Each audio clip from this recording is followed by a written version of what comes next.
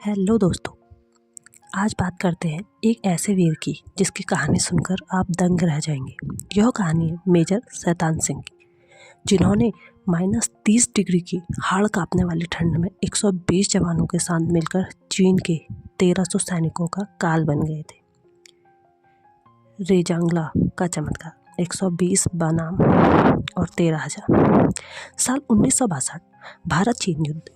लद्दाख की रेजांगला चौकी, जो कि 17,000 फीट की ऊंचाई पर थी, वहां तैनात थी 13 कुमाऊं की सी कंपनी, जिसका नेतृत्व कर रहे थे मेजर शैतान सिंह। उनके पास ना तो कोई भारी हथियार थे और न ही पर्याप्त गर्म कपड़े, जबकि सामने से आ रही थी चीनी सेना आधुनिक हथियारों से लैस थी। जब आखिरी गोली और आखिरी जान बचा था, तब भी मेजर शैतान सिंह के शब्द थे, पीछे नहीं हटना, भारत माता देख रही है।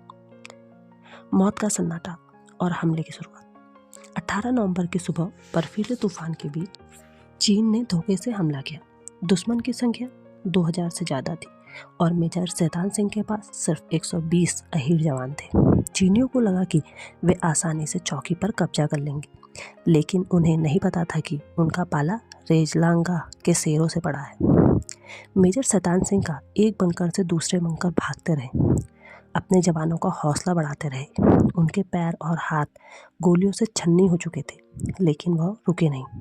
उन्होंने अपने जवानों से कहा, दुश्मन को तब तक मत छोड़ना जब तक तुम्हारी आखिरी सांस चल रही हो। जब भारतीयों की गोलियां खत्म होने लगी तो वे बंकरों से बाहर निकल आए। इतिहास गवाह है कि कुमाऊं रेजिमेंट के उन जवानों ने निहत्थे चीनियों पर हमला कर दिया था।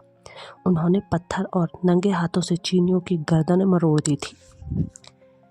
मेजर शैतान सिंह को बुरी तरह घायल अवस्था में उनके जवानों ने एक पत्थर के पीछे छुपाया, लेकिन उन्होंने आदेश दिया कि मुझे छोड़ो और लड़ो।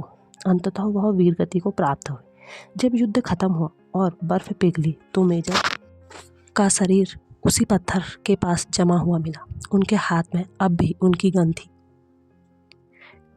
परिणाम यह हुआ कि भारत के 120 में से 114 जवान शहीद हो चुके थे। चीन के 1300 से ज़्यादा सैनिक मारे गए थे। यह सैन्य इतिहास का सबसे असामान्य लेकिन बहादुरी से भरा युद्ध माना जाता है।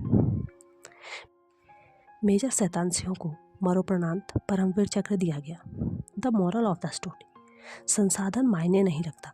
अगर आपका इरादा पक्का है तो पुरानी राइफल भी आधुनिक टैंकों पर भारी पड़ सकती है। जब तक आप लड़ रहे हैं, आप हारे नहीं हैं। अपने देश और अपनी यूनिट के प्रति वफादारी ही एक इंसान को अमर बनाती है।